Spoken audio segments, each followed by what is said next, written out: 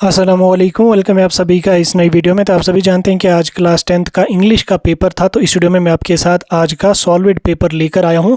हम देखेंगे कि आज जेके बोस ने किस टाइप के क्वेश्चन पूछे थे, पेपर को हम सॉल्व करने की कोशिश करेंगे क्योंकि पेपर काफ़ी अच्छा आया था, बहुत अच्छा पेपर आया था। बाकी आपका ये पेपर कैसा गया आप मुझे कमेंट्स में ज़रूर बता देना। और उसके साथ साथ अगर आप ये वीडियो पहली बार देख रहे हैं तो चैनल को सब्सक्राइब करके हमारा टेलीग्राम और व्हाट्सअप ग्रुप ज्वाइन कर लेना, साथ में हमें इंस्टा पे भी फॉलो कर लेना, लिंक डिस्क्रिप्शन में आपको सभी चीज़ों की मिल जाएगी। तो चलो हम स्टार्ट कर लेते हैं आज का सॉल्व इट पेपर। तो पहले मेरे पास यहाँ पे ए सीरीज़ का पेपर है, नेक्स्ट वीडियो में आपको बी एंड सी सीरीज़ का देखने को मिलेगा।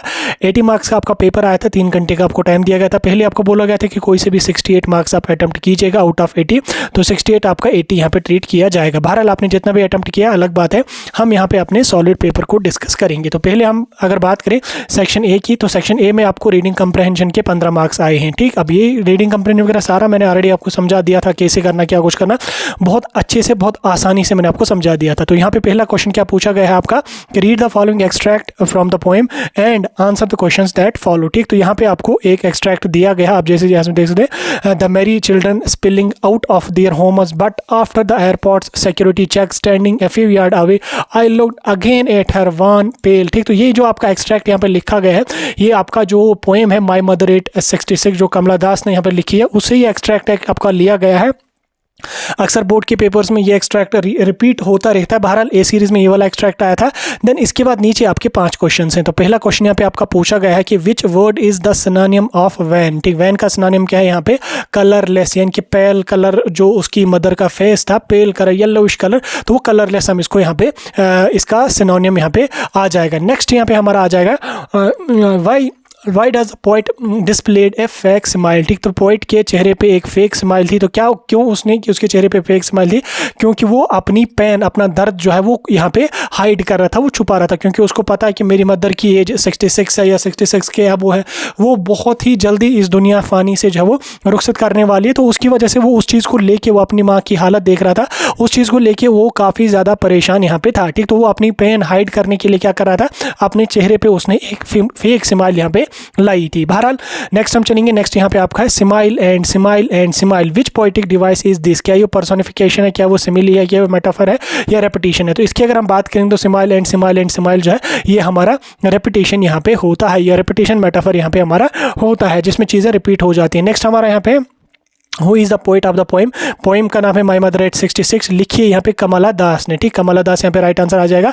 नेक्स्ट यहाँ पे what was the poet childhood fear. Poet का चाइल्डहुड फियर क्या था इसका? तो लॉसिंग हर मदर। ठीक है, अपनी मदर को खोने से वो डरता था। फिर ठीक, the poet childhood fear was losing her mother. ठीक, तो हो गया आपके ये 5, बिल्कुल आसान था, बिल्कुल ईजी था।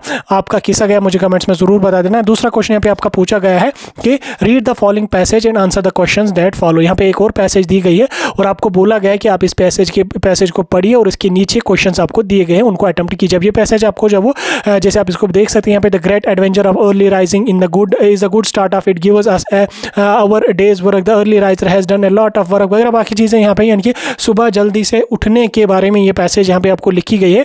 नेक्स्ट हम चलेंगे क्वेश्चंस पे। तो यहाँ पे पहला क्वेश्चन यहाँ पे आपका है कि what is the spiritual benefit of early rising, यानी कि स्पिरिचुअल बेनिफिट क्या है अर्ली राइजिंग के। तो अर्ली राइजिंग की अगर हम बात करेंगे तो जब कोई बंदा सुबह जल्दी उठता है, वो एक्सरसाइज कर पाता है, मेडिटेशन करता है और उसके बाद बाकी अपने कामों में जो वो ज़्यादा से ज़्यादा वक्त लगा लेता है। तो अगर इस चीज़ का आंसर आपने लिखा, इस चीज़ का रिलेटेड आंसर लिखा, तो वो आपका करेक्ट यहाँ पे बनेगा। नेक्स्ट यहाँ पे है another word for destruction is. Destruction का हमारा अनदर वर्ड है डिस्टर्बेंस। ठीक, यानी कि डिस्ट्रक्शन बोले तो ऑब्स्ट्रक्शन बोले तो डिस्टर्बेंस। ठीक, फन नॉइज एमर्जमेंट नहीं, तो यहाँ पे हमारा डिस्टर्बेंस ही राइट आंसर आ जाएगा। नेक्स्ट यहाँ पे sleep of several hours before midnight is most refreshing, यहाँ पे आ जाएगा तीसरे को। चौथा यहाँ पे who finds time to take some exercise in the morning, तो वही जो अर्ली राइजर होगा, यानी कि जो सुबह जल्दी उठेगा उसी को तो टाइम मिलेगा सुबह एक्सरसाइज वगैरह करने की, तो अर्ली राइजर यहाँ पे इसका आंसर आ जाएगा। नेक्स्ट यहाँ पे इन द अर्ली मॉर्निंग क्या होता है? Mind is fresh and there are few sounds, यानी कि सुबह जो है हमारा माइंड फ्रेश होता है। ठीक, तो ए पार्ट इसका राइट आंसर रहेगा।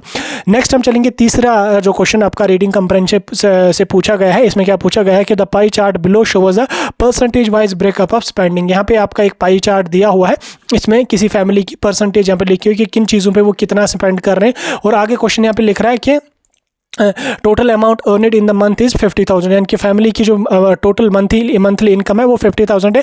Study the pie chart and answer the question. तो यहाँ पे आपको 5 क्वेश्चन दिए हुए हैं और 5 मार्क्स यहाँ पे हैं। जैसे यहाँ पे फैमिली का पाई चार्ट है, ठीक, इसमें यहाँ पे उस फैमिली की 25% सेविंग है आउट ऑफ 50,000, और उसके बाद यहाँ पे 25,000 वो ग्रोसरीज पे स्पेंड करते हैं, 16% वो हेल्थ पे स्पेंड करते हैं, 7% वो इलेक्ट्रिसिटी बिल पे, 7% वो टेलीफोन बिल पे, और 20% वो आउट ऑफ 50,000 जो है वो यहाँ पे किस पे करते हैं स्पेंड, वो करते हैं अपने हाउस रेंट पे, ठीक। अब क्वेश्चन क्या दिए हुए हैं नीचे, इसी चीज के रिलेटेड हमें क्वेश्चन होंगे। जैसे मैंने आपको सारी चीजें बहुत आसानी से समझा दी थी, अब आपको यहाँ से कोई भी क्वेश्चन नहीं छूटा होगा। तो यहाँ पे नेक्स्ट क्या है कि the maximum expenditure is on, ठीक, कहाँ पे फैमिली ज्यादा खर्च कर रही है। तो यहाँ पे अगर आप देख लोगे पाई चार्ट में, आप यहाँ देख लोगे बड़ा चार्ट कौन सा, ये और ये। अब यहाँ पे जो है हमारा सेविंग का है, तो ऑब्वियसली ये सेव करे तो यहाँ पे कोई खर्चा हो नहीं रहा है। तो यहाँ पे हमारा जो ग्रोसरीज है इसमें 25% स्पेंड हो रही, तो हमारा ग्रोसरीज यहाँ पे राइट आंसर आ जाएगा। Next, how much is total saving. तो टोटल सेविंग इस फैमिली की कितनी है। तो यहाँ पे अगर हम देखेंगे टोटल सेविंग कितनी है 25%, यानी कि 50,000 का 25%, 50,000 का 50% अगर हम देखेंगे तो वो हमारे आते हैं 25,000 के अगर हम 50% देखेंगे तो वो हमारा आता है 12,500, यानी कि 12,500 जो है वो 25% आ जाएगा 50,000 का, यानी कि टोटल सेविंग फैमिली की मंथली है 12,500, ठीक। तो टोटल हाउस रेंट कितना है इसका, टोटल हाउस रेंट की अगर हम बात करेंगे, टोटल हाउस रेंट आपका 20% है, तो 50,000 में से 20% ये हाउस रेंट पे खर्च करते हैं, तो 20% अगर हम बात करेंगे तो वो हमारे आते हैं 10,000, ठीक। 10,000 10,000 10,000 10,000 एंड 10,000 हमारे आ जाएंगे 50,000, ठीक। तो यहाँ पे 10,000 हमारा ये राइट आंसर आ जाएगा। Next, the total amount in percentage spend on bills, कितना परसेंटेज अमाउंट का ये बिल्स पे स्पेंड कर रहे हैं। जैसे यहाँ पे आप देख सकते हैं, यहाँ पे इन्होंने 2 बिल्स लिखी हैं, एक इसको मैं थोड़ा सा अब यहाँ पे कर लेता हूँ। एक यहाँ पे इन्होंने क्या लिखा है, एक यहाँ पे इन्होंने टेलीफोन बिल लिखा है, और एक यहाँ पे इन्होंने इलेक्ट्रिसिटी बिल लिखा है। इलेक्ट्रिसिटी बिल 7%, टेलीफोन बिल 60%, 7 और 7 की अगर हम बात करेंगे तो 14% यहाँ पे दोनों इलेक्ट्रिसिटी बिल पे यहाँ पे सब में स्पेंड होता है। यानी कि यहाँ पे इन्होंने क्वेश्चन में हमें पूछा कि टोटल परसेंटेज कितना स्पेंड होता है बिल्स पे। यहाँ पे एक बिल की बात नहीं की गई, यहाँ पे बिल्स की बात की गई पूरी, जितने भी चाहे इलेक्ट्रिसिटी हो चाहे फोन बिल हो, तो उसकी हमारी यहाँ पे 14% है। देन उसके बाद यहाँ पे how can family increase saving कैसे वो इंक्रीज कर सकते हैं। तो आप अपने हिसाब से लिखना है, ग्रोसरीज पे वो थोड़ा खर्चा कम करेंगे तो सेविंग इवेंचुअली इंक्रीज हो जाएगी। हाउस रेंट पे तो खर्चा कम नहीं हो सकता, टेलीफोन बिल पे तो खर्चा कम नहीं हो सकता, इलेक्ट्रिसिटी पे बिल तो खर्चा कम नहीं हो सकता। तो इसलिए कोशिश करना कि ग्रोसरीज पे जो वो थोड़ा सा जो वो स्पेंड कम करने की, ताकि सेविंग यहाँ पे अगर यहाँ पे 5% घटा देंगे, 20% अगर यहाँ पे से ये स्पेंड करेंगे तो 5% यहाँ पे हमारे बढ़ जाएंगे, तो ये 5% यहाँ पे हो जाएंगे, हो गया आपका। या आप इलेक्ट्रिसिटी बिल पे भी यहाँ पे लिख सकते हैं। तो जो चीज़ आपने लिखी वो आपका वेल एंड गुड यहाँ पे है। नेक्स्ट हम बात करेंगे सेक्शन बी की। यहाँ से हमारा ग्रामर पूछा गया है, ग्रामर के आपको 10 मार्क्स पूछे गए। बहुत ईजी, बहुत आसान ग्रामर यहाँ से पूछा गया, जितना मैंने एक्सपेक्ट भी नहीं किया था उससे भी बहुत ज़्यादा ईजी यहाँ पे पूछा गया। पहला क्वेश्चन यहाँ पे आपका आर्टिकल्स पे आया है, fill in the blanks using appropriate articles an and the, ठीक। यहाँ पे 3 आर्टिकल्स हैं हमारे, 3 मार्क्स हैं इसके। तो यहाँ पे आपका पहला आ जाएगा dash old woman was sitting on, ठीक। डैश ओल्ड वुमन यहाँ पे एन आ जाएगा। एन की अगर हम बात करेंगे, एन एप्पल, यानी कि यहाँ पे जो वोवेल AEIOU जहाँ पे होगा तो वहाँ पे हम एन का ही इस्तेमाल करते हैं। यहाँ पे हमारा ओ है तो एन यहाँ पे आ जाएगा। An old woman was sitting on dash bench, app bench यहाँ पे आ जाएगा, ठीक। एप बेंच यहाँ पे आ जाएगा। उसके बाद dash woman looked unhappy, the woman यहाँ पे आ जाएगा। द क्योंकि यहाँ पे स्पेसिफिक वुमन की बात की जा रही है जो किसी बेंच पे बैठी हुई है, ठीक। तो द वुमन लुक्ड अनहैप्पी यहाँ पे आ जाएगा, ठीक। पहले में एन आ जाएगा, दूसरे में ए आ जाएगा, थर्ड वन में यहाँ पे द आ जाएगा। तो 3 मार्क्स यहाँ से मैंने आपके।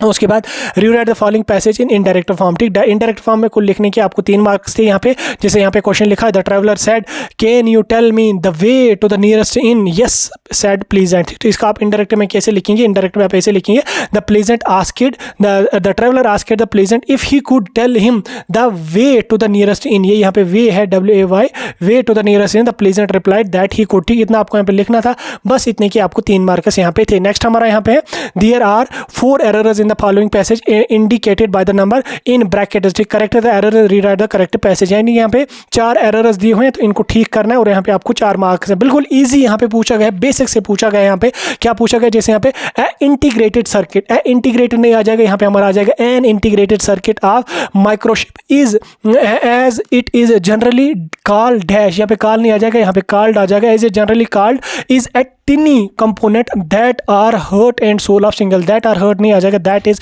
Hurt and soul of the single electronic device नहीं आ जाएगा। तो सिंगल इलेक्ट्रॉनिक डिवाइसेस यहाँ पे आ जाएगा, from washing machine to traffic signals, ठीक। तो ये हमारा यहाँ पे 3 एरर्स, 4 एरर्स इसमें, और यू विल गेट 4 मार्क्स यहाँ से। देन उसके बाद हमारा राइटिंग स्किल्स आपका पूछा गया है। इसमें क्या बोला गया कि complete the following dialogue between Ravi and Anil. यहाँ पे आपको 4 मार्क्स इसके हैं। तो यहाँ पे आप जैसे Ravi I am going to Singapore next week, यहाँ पे इसको बातचीत इनकी आपको आगे इंक्रीज करनी थी। लगभग 4-5 लाइन्स में अगर आपने करी है, मतलब 4-5 बातचीतें अगर इनको इंक्रीज करी हैं 5-8 लाइन्स में, तो ये आपका बराबर 4 मार्क्स आपको यहाँ से दिए जाएंगे। इसका कोई भी मार्क्स आपको कटने वाला नहीं है। नेक्स्ट हम चलेंगे यहाँ पे।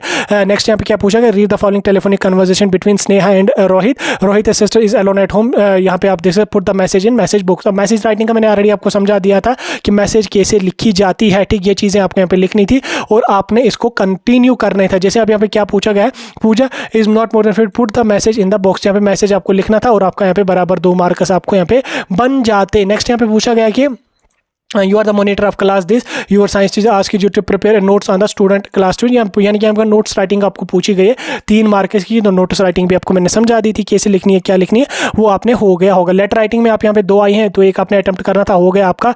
देन उसके बाद यहाँ पे आपको आर्टिकल लिखने को बोला गया था, जिसमें क्या बोला गया था, damage that plastic bags cause in environment. देखो मैंने आपको बोला था कि आपका जो आर्टिकल वगैरह आ जाएगा वो इन्हीं चीज़ों पर आ जाएगा आपको, जैसे प्लास्टिक के इम्पैक्ट पे या टेलीफोन या इंटरनेट के यूजेस एंड एब्यूजेस पे, तो इन चीज़ों पर ही आपका पूछा गया। तो यहाँ पे आपको पूछा गया था, इसमें आपको जस्ट टाइटल लिखना था, भाई अपना नाम, और बाकी 3-4 पैराज में इसको आपने इलॉबरेट करके लिखना था। पैराग्राफ आपको लिखना था डे बिफोर एग्जामिनेशन। ठीक, डे बिफोर एग्जामिनेशन क्या होता है उस पर पैराग्राफ आपको लिखना था 80 to 100 वर्ड्स। तो बाकी चीज़ें आपको लिखनी थी, इसमें हो गया आपका। देन उसके बाद यहाँ पे स्टोरी लिखनी थी आपको, 6 मार्क्स की थी। यहाँ पे स्टोरी की तो कुछ की पॉइंट्स लिखे हुए हैं, तो इसको आपने इलॉबरेट करके लिखना था। सेक्शन डी की अगर हम बात करेंगे, लिटरेचर के 30 मार्क्स आपकी थे। यहाँ पे ग्रिफिन से आपका यहाँ पे आ गया था क्वेश्चन। एंटोनियो का करेक्टर स्केच आपका यहाँ पे पूछा गया है। देन उसके बाद यहाँ पे how does any right her first ऐसे। तो इस तरह से यहाँ पे आपको काफ़ी सारे क्वेश्चन पूछे गए थे इससे भी। तो आप लोगों ने पेपर कैसा किया मुझे कमेंट्स में बता देना। फिलहाल के लिए ये था आपका ए सीरीज़ का solid paper. B and C series का बहुत ही जल्दी मैं अपलोड करने वाला